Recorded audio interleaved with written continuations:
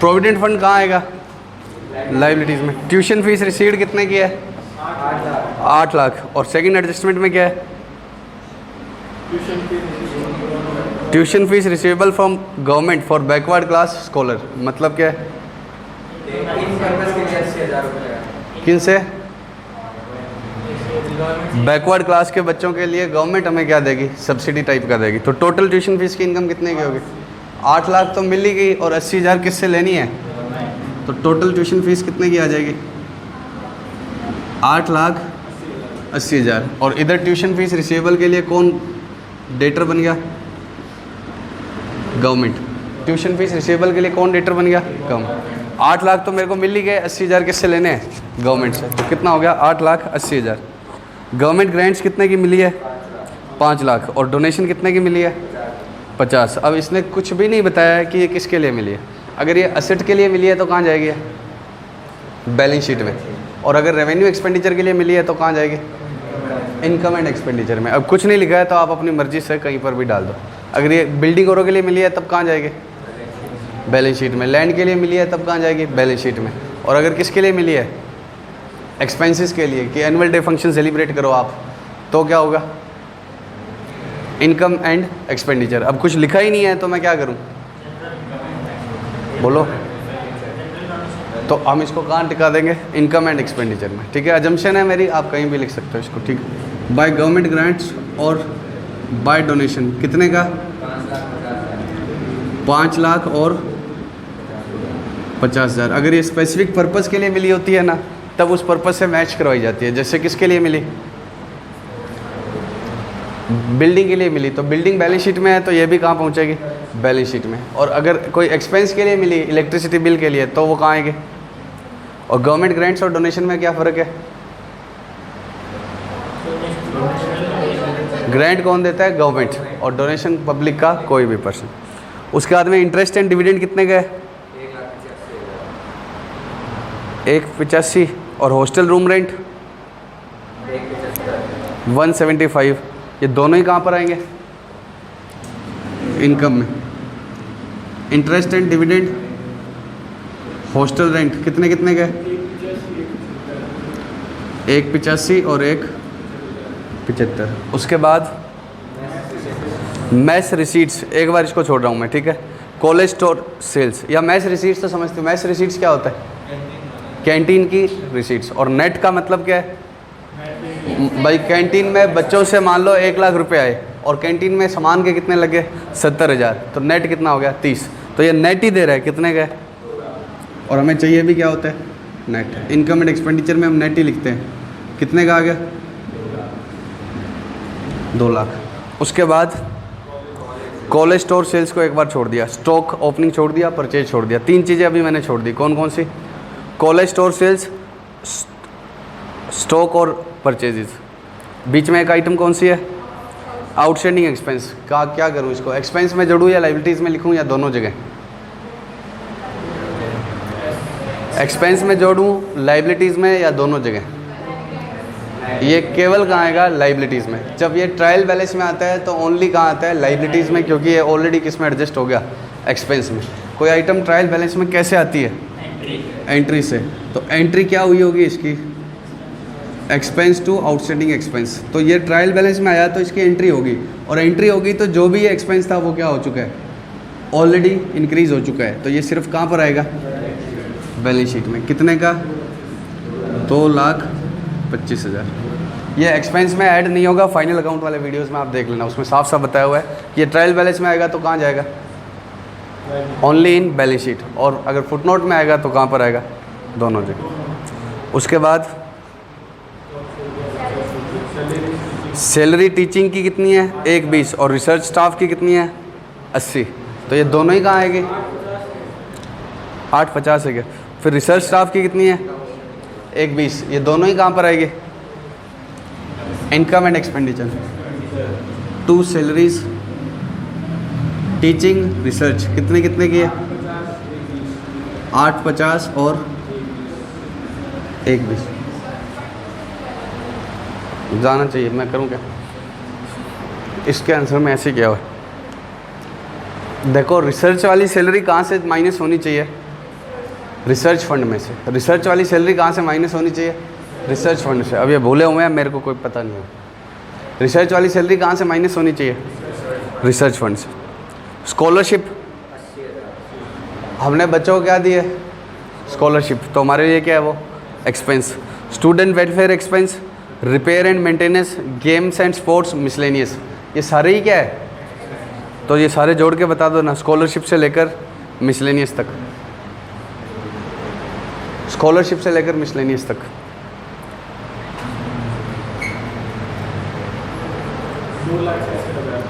सही से जोड़ लेना।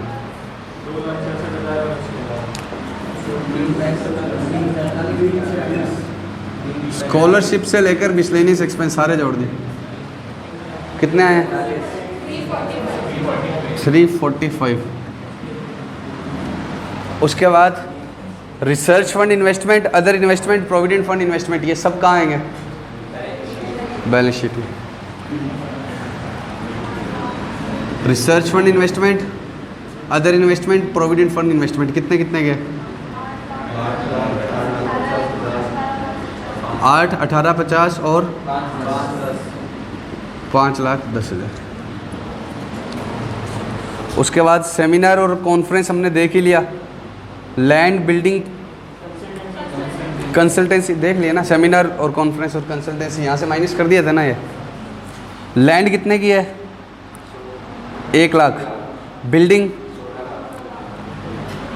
प्लांट, मशीनरी, बहुत सारी एसेट्स दिया। आगे क्या दिया हुआ है? Provision for depreciation.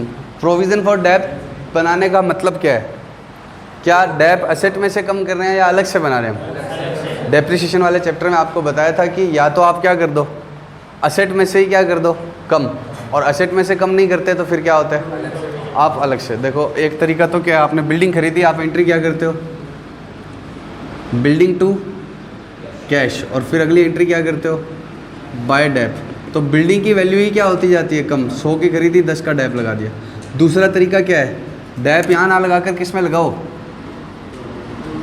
Provision for Depp में। तो फिर ये बिल्डिंग किस पर है? इसका मतलब कॉस्ट पर। तो नीचे प्रोविज़न फॉर डेप देने का मतलब क्या है? कि ये आज से पहले तक का डेप लगा हुआ है और वो ऊपर वाली चीज़ किस पर है? Cost per. तो अब बिल्डिंग की कॉस्ट कितनी है? 16 लाख, और उस पर इस साल से पहले तक कितना डेप ऑलरेडी लगा हुआ है? 480। फोर्थ पॉइंट में बताओ। Dep is to be provided on SLM। SLM मतलब कॉस्ट पर। कितना डेप लगाना है बिल्डिंग का? 5। तो बिल्डिंग है कितने की? 16 लाख, और डेप कितना लगाना है? 5%, 80,000। और पहले तक का ही कितना लगा हुआ है? 480। तो पहले तक का ही लगा हुआ है, और 80,000 क्या करना है? और लगाना है। कितने की है बिल्डिंग की कॉस्ट? कितने की है बताओ? और डेप कितना हो गया? 16 लाख तो कॉस्ट होगी, लेस प्रोविज़न फॉर डेप। पिछले सालों तक ही कितना लगा हुआ था, और इस बार कितना और लगा दिया, तो कितना हो गया? 5,60,000। तो कितना रह गया ये? कितना? 10,40। अब मेरे पास बोर्ड कम है, ये चीज़ आपकी किस में होनी चाहिए? इनर कॉलम में, और ये कहाँ पर आनी चाहिए? आउटर में। ठीक है। बिल्डिंग के बाद अब ये मैं सीधा कितना लिख रहा हूँ? 10,40, क्योंकि बहुत सारी एसेट। 10,40 समझ गए ना? आज तक का टोटल डेप उसमें से क्या कर दिया? माइनस। 480 तो पिछले साल तक लगा हुआ था, 80 इस बार और लगा दिया। मान लो कि लिखा होता WDV मेथड से लगाना है, तो डेप कितना होता? 16 लाख माइनस 480 का 5%। लैंड पर कितना आएगा जल्दी बताओ?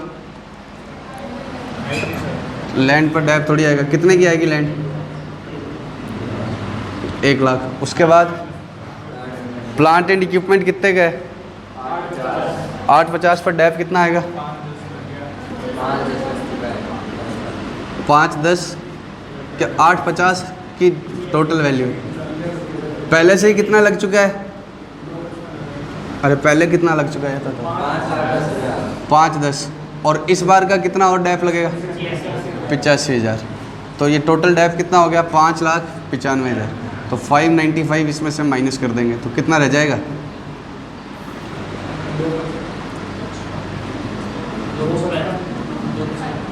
2।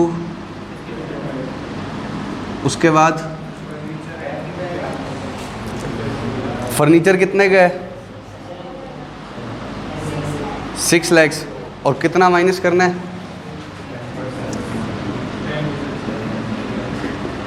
3 लाख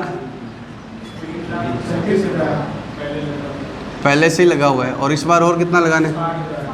60,000। तो कितना हो गया? 2,04,000। ये किसका हो गया? फर्नीचर। सेम ही तो बात है, अब सब में बार बार क्या सुनो। फर्नीचर के बाद क्या है? कितने का है? 180। ऑलरेडी क्यों नहीं लगा हुआ बताओ? इसी बार परचेज की होगी। कितने का है? 180 माइनस कितना? 36। तो कितना आ गया? 144। उसके बाद बताओ, प्रोविज़न फॉर डेप्थ हो गया। कैश एट बैंक और लाइब्रेरी 642 और 360 दोनों एसेट ही है। 640 लाइब्रेरी। अब मेरी बात को सुनो, ये क्वेश्चन हमने बच्चों को टेस्ट में दिया क्लास में। मेजॉरिटी स्टूडेंट्स का क्या था? लैंड, बिल्डिंग, प्लांट, मशीनरी यहाँ थी और फर्नीचर यहाँ था। इसका कारण क्या है? तुम जिस ऑर्डर में दिया हुआ है उसी ऑर्डर में करना स्टार्ट करोगे। अब बीच में ही क्या आ गए थे? ये करंट एसेट्स वाली आइटम, इन्वेस्टमेंट वाली आइटम, ये तो बाद में लिखोगे। और लैंड, बिल्डिंग और प्लांट, मशीनरी में ही उनका क्या हो गया? तो बना कैसे रहे थे वो? जैसे बिल्डिंग की डिटेल कैसे लिख रहे थे इनर कॉलम में? 16 लाख लेस प्रोविज़न 480, और फिर आउटर कॉलम में लिख रहे थे। तो उनकी 3 लाइन किस में लग गई? बिल्डिंग में। और कितनी छोड़ी होगी? 2-5 छोड़ी होगी। और एसेट्स कितनी दे दी? 4-5 दे दी, और सब में वही वर्किंग। कैसे याद रहेगा एग्ज़ाम में? देखो एक बात सुन लो पहले, तो 3-4 क्वेश्चन तो पक्का किससे आते हैं? स्टडी मटेरियल, MRTP मतलब MTPs और RTPs, इन्हीं में से आते हैं। तो आपके अगर यही क्वेश्चन आता है तो अब तो आपको याद रहेगा। यही क्वेश्चन आता है तो अब तो आपको याद रहेगा। तो आपको पता होना चाहिए कि कौन सा क्वेश्चन आ गया। 3-4 जो आते हैं डायरेक्ट, उनमें तो नंबर ना कटे। अब आपको पता है कि यही वाला क्वेश्चन आ गया, 4-4 एसेट, और जानबूझकर एसेट कहाँ दी? लास्ट में। अगर ये शुरू में ही दे देती तो क्या होता? फिर तो ये चीज़ें लिखी ही नहीं होती हमारी, ये चीज़ें तो बाद में आती, ये चीज़ें लिखी नहीं होती। तो ये जानबूझकर इनका गेम होता है कि ये क्या कर दें, लास्ट में दें। पहले इन्वेस्टमेंट आ गया ताकि उसके पास जगह ही ना बचे, और फिर 2 आइटम यहाँ लिखेगा तो उसको मार्क्स काटने का स्कोप रहेगा। तो अब आपको पता है कि ये क्या है, बोलो, ये वो वाला क्वेश्चन आ गया, तो आप स्पेस ऑलरेडी क्या करोगे? ज़्यादा। और आप जब कर लोगे तो आपको याद रहेगा पक्का कि ये वही वाला क्वेश्चन है। लेकिन कब याद रहेगा? जब ब्रेक में खेलोगे, या एक बात सुन लो, 3 से 4 बार हर सिलेबस क्या होना चाहिए? रिवाइज। और एटलीस्ट लो तो पक्का, ठीक है ना? लो तो तुम भरोसे ही मत रहना कि क्लास में होगी तो होगी, तभी याद रहेगी। अब बताओ एडजस्टमेंट्स। अरे 2-3 बार अगर ये क्वेश्चन किया होगा तो अब आपको याद नहीं है कि सेमिनार एंड कॉन्फ्रेंस रिसीट उधर है, तो 2-3 बार के बाद क्या हो जाते हैं? याद। एडजस्टमेंट, शाबाश। डेप्रिसिएशन कहाँ लिखने हैं? इनकम एंड एक्सपेंडिचर में या सिर्फ बैलेंस शीट में? जल्दी बताओ बताओ बताओ बताओ फटाफट। P&M का प्लांट मशीनरी का कितना था? प्लांट मशीनरी, बिल्डिंग और क्या क्या था? Furniture, motor vehicle. एक एक करके बताओ। बिल्डिंग का कितना था? 80। प्लांट एंड मशीनरी का 85। इसमें तो करंट ईयर वाला ही आएगा। और फर्नीचर 60, 36। उसके बाद adjustment number 1, material and supplies consumed. कितने रुपए का इन्होंने मटेरियल कंज्यूम कर लिया? टीचिंग, रिसर्च, जो हम कंजम्पशन निकालते थे ना, वो इन्होंने खुद ही दे दी। जो हम क्या निकालते थे? कंजम्पशन, वो उन्होंने खुद ही दे दी कि कितना कितना कंज्यूम हुआ है। तो सारों का टोटल बताना, टीचिंग में कितना हुआ, रिसर्च में कितना हुआ, स्टूडेंट वेलफेयर में कितना। टोटल 3 लाख है ना? तो कंजम्पशन कितने का आ गया? 3 लाख। अलग अलग प्रेजेंट करेंगे, चलो प्रेजेंट कैसे करना है वो बाद में देखता हूँ। 3 लाख की क्या आ गई? कंजम्पशन। ट्यूशन फीस हो गया। 3rd point, store selling price are fixed to give a net profit of 10% on sale price. Store sales कितने की है जो हमने छोड़ा था पॉइंट, कॉलेज स्टोर सेल्स 750 का सेल है और कितना प्रॉफिट है उसके अंदर, तो मतलब वो खरीदा कितने का था, 75,000 का प्रॉफिट है। 750 में 10% मतलब 75,000 का प्रॉफिट है, तो कितने में खरीदा था, 6,75,000। तो इधर क्या आएगा,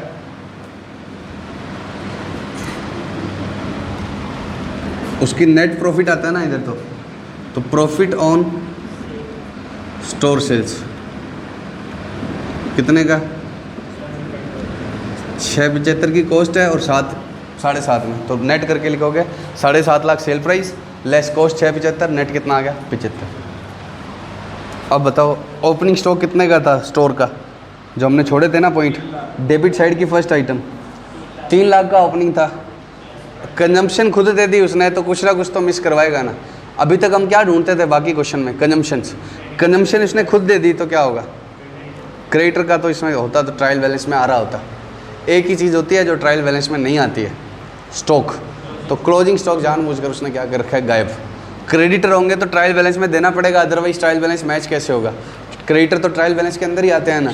तो स्टॉक जानबूझकर उसने क्या किया हुआ है, गायब, और किसी को दिखता ही नहीं है कि इसमें क्या ढूंढना पड़ेगा, स्टोर। कैसे ढूंढेंगे बताओ, ओपनिंग कितने का था, कितना और ख़रीद लिया था, तो 3 लाख ओपनिंग था, 8 और ख़रीद लिया 11। फर्स्ट पॉइंट में कंज्यूम कितना कर लिया, 3 लाख, कितना रह गया वापस 8, और 8 में से बेच कितना दिया, स्टोर्स। ओपनिंग कितने का, एक बार मैं वर्किंग बना रहा हूँ, 3 का ओपनिंग था, परचेज कितने का किया, तो कितना हो गया 11। 11 में से कितना गया, 3 क्यों माइनस कर रहा हूँ मैं, कंजम्पशन थी ये, तो कितना रह गया, और सारा मेरे पास ही बचा या बेच दिया मैंने, 675। 675 कैसे आया, 7.5 लाख में 10% मार्जिन था, तो कितने का स्टॉक रह गया, 1.25 का। अब ऑनेस्टली बताओ, तुम्हें दिख रहा था क्या 1.25 का स्टोर ढूंढने, और कब दिखेगा, जब बार बार करोगे क्वेश्चन और मैच नहीं होंगे। बोलो, यहाँ गलत होगा ही नहीं, यहाँ तो मैं अपने हिसाब से चलाता हूँ। सेमिनार कैसे है बताओ, सेमिनार एंड कॉन्फ्रेंस रिसीट्स कितने की आई, 480, और सीधा तुम्हें कहाँ ले गया, कॉन्फ्रेंस एक्सपेंस पे देख लो, इस पेज पर इतने नंबर आइटम है, घर पे सीधा पता याद होगा क्या। तो आप जब करोगे तभी आपको क्या आएगी, क्लैरिटी, पक्का। अब इस क्वेश्चन में देखो, हर क्वेश्चन के बाद क्या करा करो, सारा क्वेश्चन वापस करने का नहीं होता है। Miscellaneous expense, game store expense, ये सब काम किए क्या मेरे, नहीं। कौन सी चीज़ें काम की है, जैसे सिक्योरिटी डिपॉजिट आपको लगता है हम गलत लिख लेते, वो स्टोर गलत लिख लेते हो, तो उन चीज़ों पर अपने आंसर में क्या लगाओ, स्टार, कि ये चीज़ें मुझे क्या करनी है, रिवाइज करनी, ठीक है। हर क्वेश्चन के बाद ऐसे ही करोगे। अब थोड़े से प्रेजेंटेशन के इशू है, वो देखो। सैलरी कैसे लिखी हुई है, अगले पेज पर देखो, आंसर में देखो, सैलरीज लिखी पहले किसकी, टीचिंग और रिसर्च की, और मटेरियल कंजम्पशन है ना इसमें 3 लाख का, इसमें टीचिंग और रिसर्च का क्या कर दिया, पहले लिख दिया। टीचिंग और रिसर्च का कंजम्पशन कितना है, टोटल देखो ना, एडजस्टमेंट नंबर 1 में टीचिंग और रिसर्च का कितना है, 50 और 1.5, तो वो इसने पहले लिख दिया। फिर स्पोर्ट्स एंड गेम्स एक्सपेंसेस आए ना, स्पोर्ट्स एंड गेम एक्सपेंसेस कितने के थे, 50 के, तो स्पोर्ट्स एंड गेम्स के अंदर जो कंजम्पशन हुआ वो उसके साथ जोड़ा। इसने हेडवाइज क्या किए हुए हैं, एक्सपेंस प्रेजेंट किए हुए हैं, टीचिंग रिसर्च के अलग, स्पोर्ट्स गेम्स के अलग, स्टूडेंट वेलफेयर के अलग। Student welfare expense plus student welfare में कंजम्पशन कर लोगे क्या ऐसे ही, अरे पक्का। अब एक चीज़ इसके आंसर में गलत है, मैं हेल्पलेस हूँ, मैं कुछ नहीं कर सकता। वो क्या है, रिसर्च फंड के एक्सपेंसेस इसने कहाँ डाल दिए, इनकम एंड एक्सपेंडिचर में, जबकि वो कहाँ चार्ज होनी चाहिए थी, रिसर्च वाली सैलरी, रिसर्च फंड में से क्या होनी चाहिए थी चार्ज, रिसर्च वाले एक्सपेंस कहाँ चार्ज होने चाहिए, बोलो। रिसर्च फंड में से क्या होनी चाहिए थी, रिसर्च वाली सैलरी हो रही है, ठीक है। अब कल पहले एक क्वेश्चन और कराना है, उसके बाद में नया चैप्टर स्टार्ट करेंगे कल, ठीक है। और कल आप एक, हाँ कर दो।